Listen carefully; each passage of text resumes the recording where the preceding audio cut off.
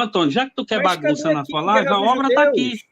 Aqui, ó, Guerra dos Judeus. Cadê Jesus aqui? A obra está aqui, Antônio. Antônio, Então, aqui, ó, tô com a você obra foi aqui, ó. refutado. Flávio Josefo, ó. Flávio Josefo. Você Cadê foi Jesus aqui? refutado, Antônio. Você foi Agora vamos refutado lá. porque ontem você mentiu Você aqui. disse. Não, você que é mentiroso. Você Você falou mentiu ontem aí na aqui, página dizendo que o Flávio 53. José não tinha escrito Abre aquilo. agora a página 53 e lê. Não vou, ó, eu estou Abre querendo aí. contextualizar, você não Abre deixa. a página 53 Não vou e lê abrir, agora. não vou abrir. Seu Eu estou Tá querendo de covardia aí, contextualizar né? e você não permite.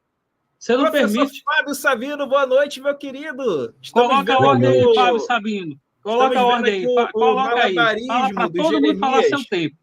que ele não quer ler a página 53, onde o próprio Não. Partierma diz que a maioria dos historiadores sabem que aquilo ali foi escrito por cristãos e não por um judeu como Flávio Josefo.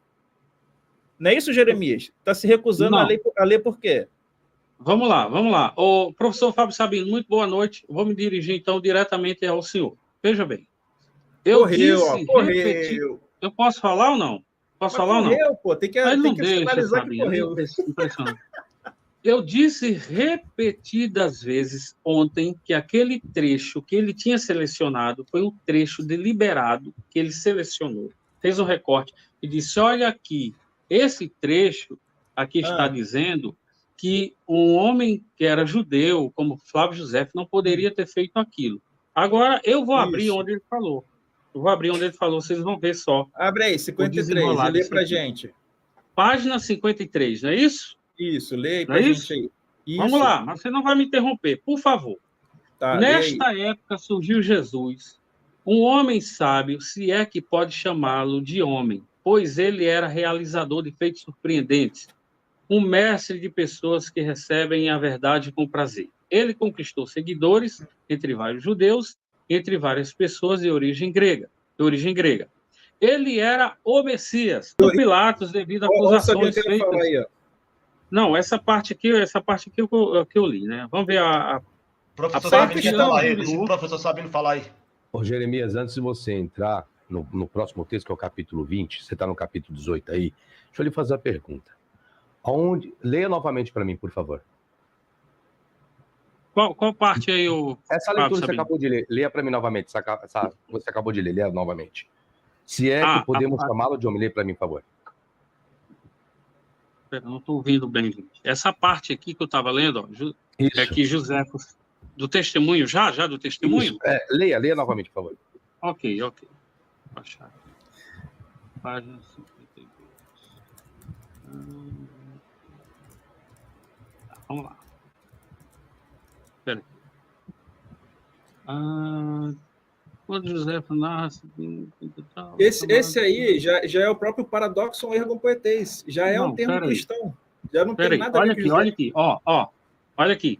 Trata-se quando José narra um acidente que ocorreu, em 62 da Era Comum, antes da revolta dos judeus, quando um líder civil religioso de Jerusalém, o sumo sacerdote Ananus, cometeu abuso de poder, o governador romano deixou passar a má conduta e, na sua negligência, Ananus condenou a execução ilegal de um homem chamado Tiago. Está lendo outra coisa, Jeremias. Está perdido aí. É a parte do conteúdo de José, onde fala que Jesus era um homem afamado pelos judeus, um homem de grandes obras. É isso que eu quero que seria para mim. Sim. É que eu tinha atropelado aí, Fábio Sabino. Essa aí é a segunda parte. Essa é a segunda parte. Você ouviu muito bem. Eu quero a primeira. Vamos lá. Aqui, ó. Depois eu quero ler essa primeira, tá? Que eu achei, tá? Nesta época surgiu Jesus, um homem sábio. Pode chamá-lo de homem. Vamos devagar. Vamos lá. Que época é essa aí? Nessa época aqui. A época de Jesus. Não. O Flávio ainda não tinha nascido. Presta atenção na leitura. Nessa época surgiu Jesus. Qual? Que época surgiu Jesus? Primeira pergunta é essa. No ano... sim. Tá, ok. No ano 30. Tá, ok. Vamos lá. Continua a leitura. Vamos lá. Nessa época surgiu Jesus. Homem sábio, se é que pode chamá-lo de homem, pois ele era... Para. Homem sábio, me explique agora se é que podemos chamar de homem. Deixa eu fazer uma pergunta. Por que Joséfo colocou essa expressão? Homem sábio, se é que podemos chamá-lo de homem. O que Joséfo quer dizer com isso? Sim, Sabino, José ficou conhecido como vira-casaca. Ele fazia ele relatou o testemunho, sim, é a alegação do Bate-Hermos. O Bate-Hermos é a partir do seguinte pressuposto. Jeremias, tá o Bate-Hermos não vai explicar isso. Bate-Hermos, Jaliel, não vai explicar isso.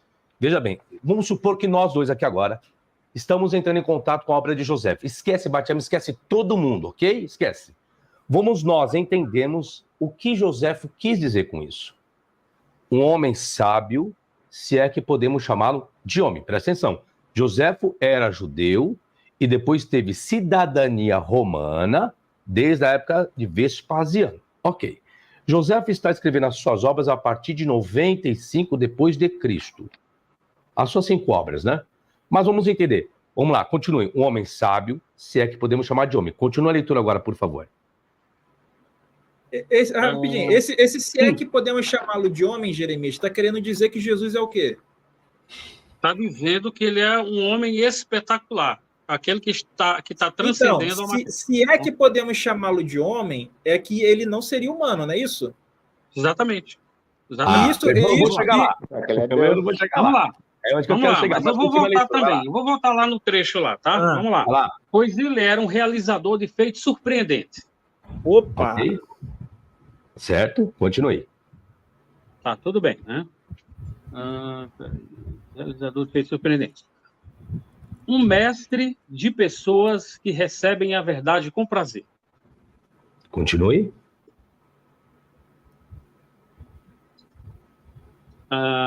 E ele conquistou seguidores entre vários judeus e entre várias pessoas de origem grega. Quando foi que Jesus conquistou pessoas de origem grega? Várias pessoas de origem grega. E o termo aí é helênicos. Até Paulo conquistou de origem grega. Aonde Jesus conquistou várias pessoas de origem grega. Helênico em grego é grego. Onde? É grego, helênico é grego. Então, onde Jesus conquistou? Como que isso aconteceu? Vamos lá. Porque aquele universo de Jesus, mesmo na Galileia, já era um universo que tinha muita disseminação da cultura grega. Ontem eu falei aqui que Jesus teve contato até com palavras gregas que não era do cotidiano dele, como a palavra hipócrita. Nós tivemos uma helenização muito forte desde as conquistas de Alexandre Magno, onde ele passava, assustava, conquistava e helenizava. Jeremias, Deixa eu explicar uma coisa. Tanto é que nós temos ali, na cidade, no Egito, uma cidade que foi edificada em nome dele. Então, a disseminação e a difusão da cultura grega em todo o ambiente, todo mundo onde Alexandre chegou e passou e conquistou, estava presente. Então, é a Grécia, tá? A cultura grega.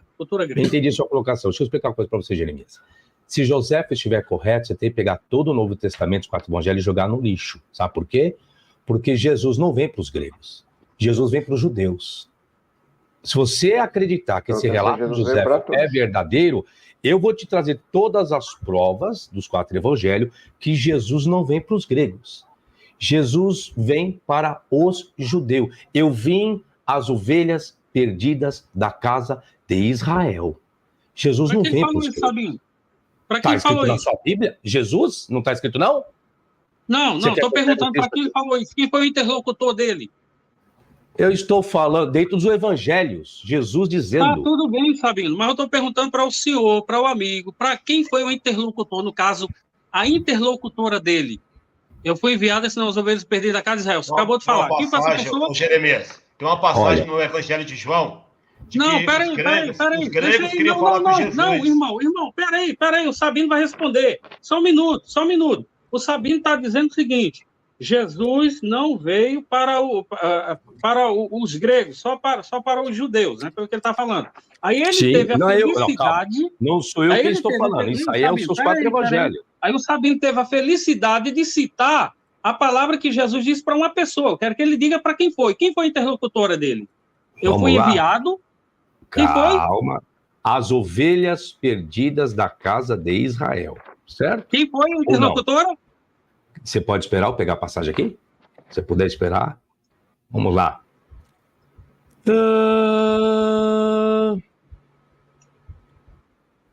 Aqui. Mateus capítulo 15 diz assim. Deixa eu pegar o contexto aqui. E partindo Jesus dali, foi para as partes de Tiro e Sidom. E eis que uma mulher cananeia, tá? Não é grega. Vem lá dos cananeus, tá bom? Eu vou trazer aqui para você. Eu posso ler? Vou trazer uma fonte. Vai falando para trazer uma fonte. Posso ler aqui, por favor? Ok. Que saíra daquelas cercanias, clamou dizendo, Senhor, filho de Davi, tem misericórdia de mim, que minha filha está miseravelmente endemoniada. Mas ele não respondeu palavra. E os seus discípulos, chegando ao pé dele, rogaram-lhe dizendo, despede-a, que vem gritando atrás de nós. E ele respondeu disso, eu não fui enviado, Mateus 15, 24, senão as ovelhas perdidas da casa de Israel. Ele disse isso para uma mulher cananeia. O que mais você queria que eu lesse aqui agora?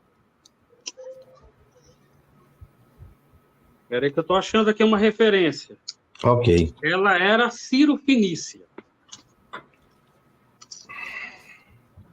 Deixa eu te perguntar. Ela era Ciro-Fenícia. É Mateus... Eu estou em Mateus 15. Mateus 15. Uhum. Versículo 22. Aí que fala da mulher cananeia. Qual é o termo que está no grego aí, professor Sabino? Eu vou compartilhar aí. Eu estou achando aí. Não, compartilha. Mais Mateus 15, não é isso? Aqui. Mateus 15, 22. Achei. Vamos Achei. Vamos lá, Ora, a partir Mateus de Jesus 15. dali, retirou-se para a parte de Tiro e Sidom. Vamos lá. Vamos ver o que ele está dizendo aqui. Uma mulher cananeia, tá? Uhum. Marcos 7:26. Marcos 7:26. Estou com a obra aqui do Champlin. Mas vamos aqui no grego aqui, o Jeremias. Os fenícios descendiam dos cananeus. Ó, ela era Ciro-Fenícia, ó. Neste caso, a palavra grega indica sua religião, revelando que não era religião judaica. E quanto à raça, era fenícia. Os Negativo, Jeremias. Desculpa, Jeremias. Deixa eu interromper aqui. Primitivos habitantes da Palestina. O termo, uma bota raça o termo grego aí, professor. Ela era fenícia siríaca. Oi. Jeremias, dá licença, Jeremias. Você está. Eu estou no texto grego aqui. Champlin, mas o termo ali é cananaio. Cananaia. Tá aqui, Cananeu ó. era um povo, não tem nada a ver com religião. Cananeu nada era um povo. Essa fonte está errada. Eu refuto. Está errado. O Antigo Testamento uma mulher cananeia. Marcos 7:26. Ó, acrescenta grega de origem fenícia. Jeremias, olha o texto no grego, Jeremias. Para de ser negacionista. Jeremias, não está especificando. Bota o termo grego aí, professor. Eu estou aqui, gente. Está compartilhando meu Bible aí, Miranda? Está compartilhando meu Bible aí? Está compartilhando. Vamos lá. Está de negacionismo. Cananaia, apoto Orion, Ekeino. Aí, Cananaia, vamos lá? Eu estou aqui, eu estou vendo aqui Cananaia. Estou vendo aqui, ó. Então, vamos pegar o léxico analítico aqui. Vamos lá. Olha o texto aí no grego aí, ó. Léxico analítico, pertencente à terra ou povo de Canaã. Não tem nada de religião, Jeremias. Isso aí é falácia. Não tem nada de religião. Cananaia, o grego analítico de Friberg tá errado. Ele tá, não é porque ele é doutor. Eu tenho várias contradições do Mark Schmidt que eu não concordo. Não é porque ele é doutor que ele escreveu, que ele vai falar de Ciro-Fenício. Isso quer dizer, é assim, Marcos, é assim. Se é uma fonte, aqui, galera, deixa eu você vai tentar invalidar. Você vai tentar invalidar. Aqui, galera. Eu fico puxando. Eu é povo. Eu fico puxando. Vamos lá, eu fico puxando. O léxico analítico, cara, pertencente à terra ao povo de Canaã. Não tem nada a ver. Eu só queria terminar minha exposição para o Jeremias. Jeremias é o seguinte, ele fez uma pergunta e não tem como. Jesus, segundo eu falei, se Joséfo estiver certo, segundo você colocou, o que eu falei? Então pegue todo nos evangelhos e joga no lixo, porque Jesus não veio para povo gentílico. Todo mundo que lê a Bíblia, lê. e vai à escola dominical sabe muito bem disso. Jesus não veio para atrair gentílico. Eu quero que momento? Você prove, em que momento, agora, Sabino? Dá uma referência no Antigo Testamento, já que Jesus é Messias. Jeremias, me prove na Bíblia agora, dentre os 4 evangelhos, onde Jesus veio para o povo gentílico, em massa. Me provem agora. Acabou a brincadeira. Sabino, agora, Sabino, me prove. Calma aí. Agora. Sabino, você falou que ele veio só para os judeus. E eu fiz 2 perguntas aqui cruciais. Calma, Sabino. Sabino, vamos dialogar. Eu fiz 2 perguntas cruciais aqui, você viu que você já se enrolou. Primeiro, você veio só para os judeus. Sabino, por favor. Sabino, você disse que ele veio só para os judeus.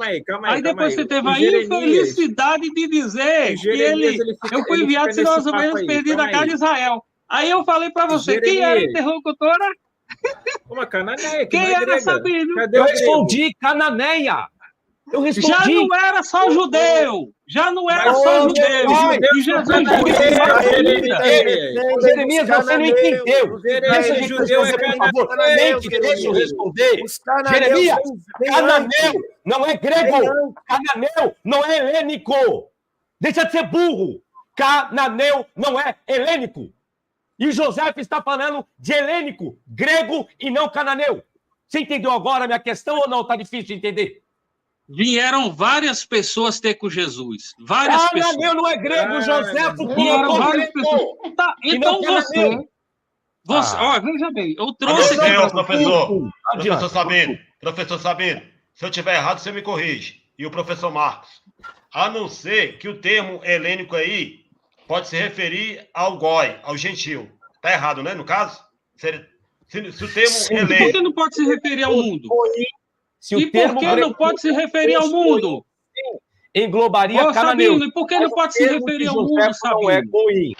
Sabino, e por que não pode se referir também ao mundo, Sabino? Se aquele mundo foi todo helenizado, Sabino.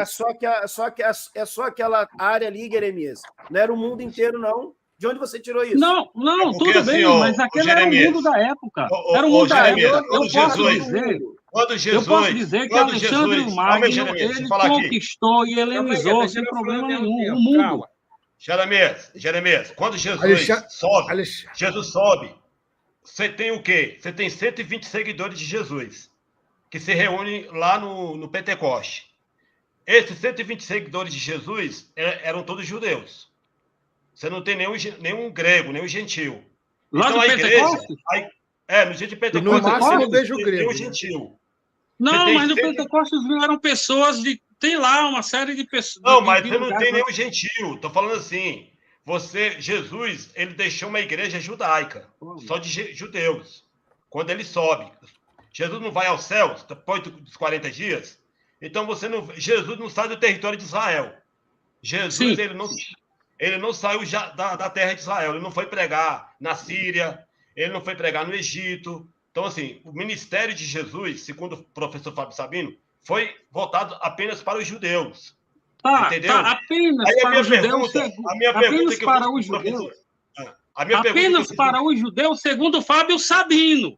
Aí, quando o Fábio Sabino recorre, ele diz, Jesus, ele pensa que eu não leio a Bíblia, ele veio... Aí não dá, né, cara? Quando eu vou falar, eu vou continuar falando.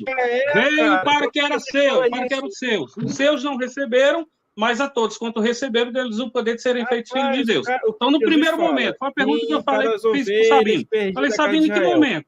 Em que momento? Era para o Sabino dizer, olha, nesse primeiro momento. Depois nós temos para todos, para os gentios. É porque você, Jeremias, o professor Sabino, segundo a fala do Flávio José, que você acredita que é do Flávio José, seguidores de Jesus entre judeus e de origem grega. O professor Fábio Sabino te perguntou, me mostra nos 4 evangelhos um grego que era seguidor de Jesus. Alguém que era helênico. Aí você citou a mulher cananeia. Só que a mulher cananeia, a cananita, ela não era de origem grega. Ela é cananita, nasceu em Canaã, ali na terra, naquela terra ali, que vai entre o Rio Jordão e o Mar Mediterrâneo. Então, o que o professor Fábio Sabino está te pedindo é uma prova de que Jesus tinha seguidores gregos, segundo a citação de Flávio José. Entendeu? Então, mas não era necessariamente seguidores, pessoas que estavam ali com ele. Aí é foda. Não era pessoas Mas é o que essa José mulher, tá por dizendo. exemplo, que a referência que eu trouxe aqui... Aí É não o que dá, José né? está dizendo, Jeremias, que você colocou. É a fala de José, meu filho. É isso que eu estou discutindo com você. Simples. E que o Bart Ehrman fala que é uma coisa que só um cristão faria. E que você Sim. não aceita porque você foi refutado. E para piorar, Jeremias, José, por ser judeu, teria Jesus como Machia, que não foi? Ah, pelo amor de Deus. Então, Gente, sabe, outro dia eu subi aqui na live. O próprio texto, só para lembrar aqui, o Jeremias aqui, trabalhado pelos historiadores dos quais eu estou aqui trazendo, fala que ele não aderiu. Primeiro que não é historiador, é teólogo. Ele não é historiador. Quem não é historiador?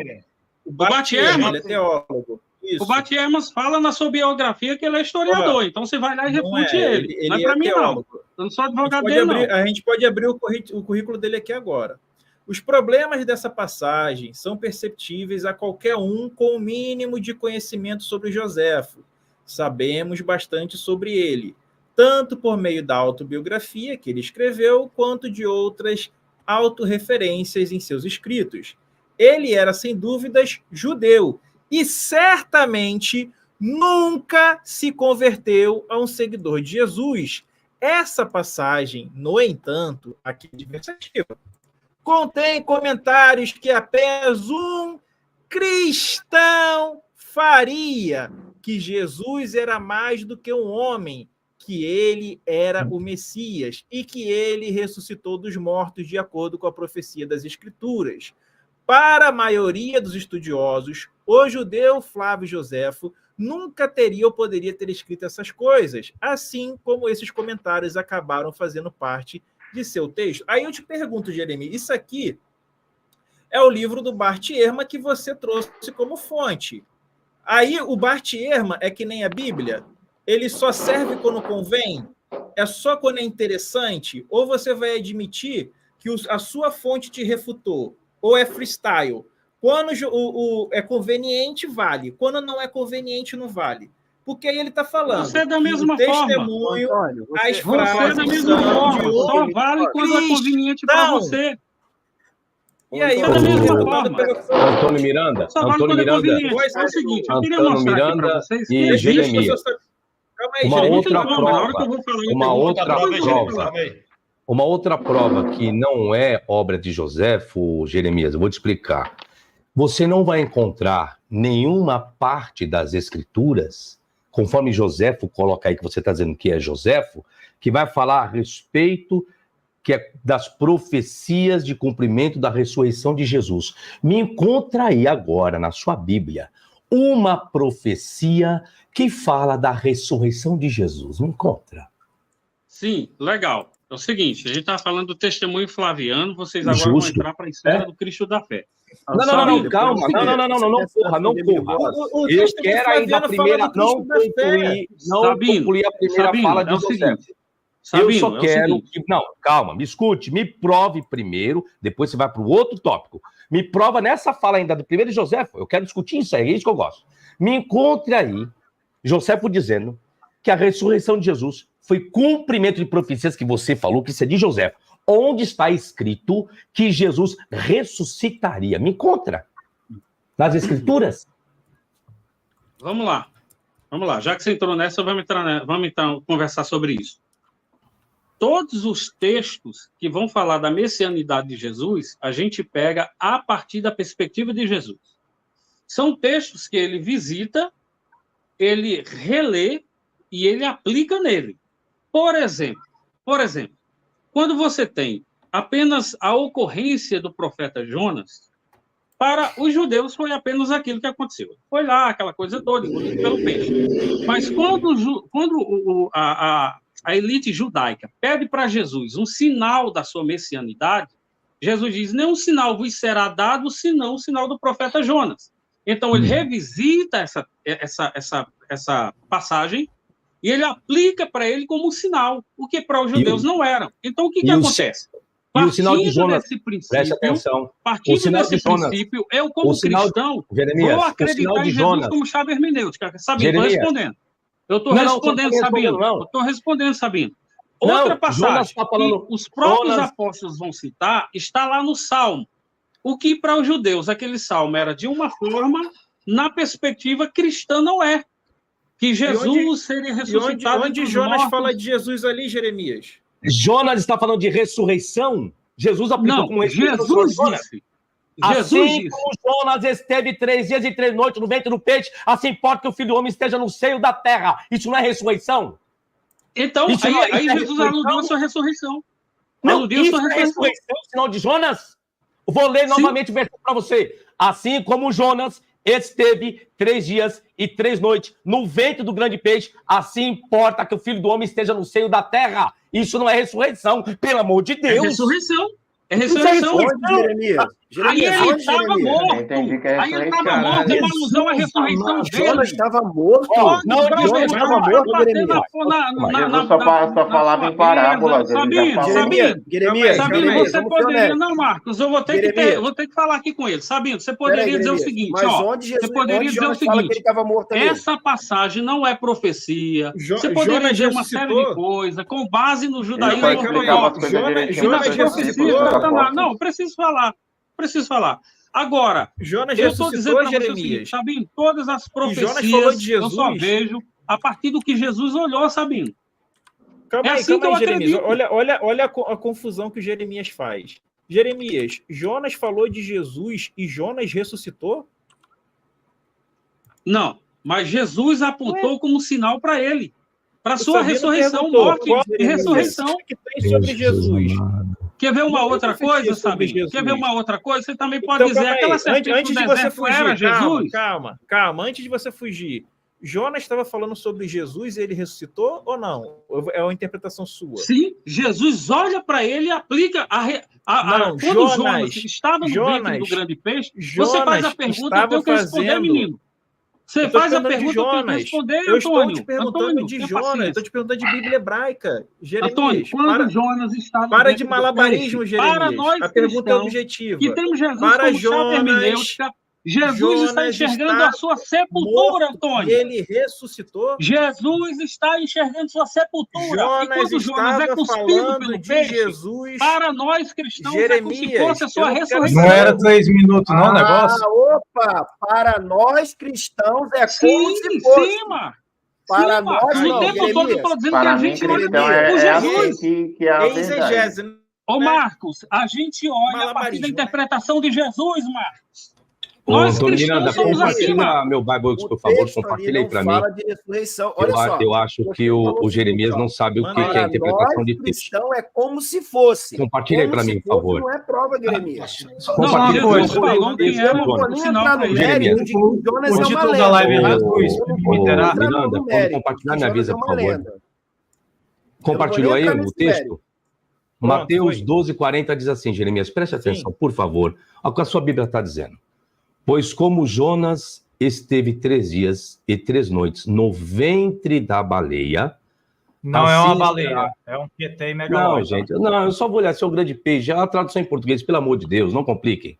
Assim estará o Filho do Homem 3 dias e 3 noites no seio da terra. Quando Jesus está falando estar no seio da terra, Jesus não está falando aqui de ressurreição, pelo amor de Deus. Jesus está falando do corpo de quê, dele Sabino? Oi? Ele está falando de quê, Sabino? Está falando do corpo dele está na sepultura, e não ressurreição. Então a sepultura para nós é a sepultura precede a ressurreição, Sabino. No hebraico, precede a ressurreição, Sabino. Aí a gente fala o seguinte, Sabino, você está querendo, Sabino, presta atenção. Você já falou, Jeremias, eu estou ouvindo. Só que você não está me ouvindo, Jeremias. Se o Jonas ficasse no ventre do grande peixe e nunca fosse cuspido, era morte para ele, Sabino. Mas quando ele é cuspido, Sabino, é como se ele ressuscitasse, Sabino. Jeremias, por favor, me escute. O texto é claro, meu filho. Eu, como exegeta, eu não posso colocar o que eu quero acreditar. O texto está falando de Jesus estar sepultado e não ressuscitado. Pelo amor de Deus. Se ele estava sepultado, o que ia acontecer depois, sabe? Ele não... Mas essa nem é Jesus questão. Rapidinho. Gente, eu me calo. Não dá mais. Acabou. Só um minutinho, olha só.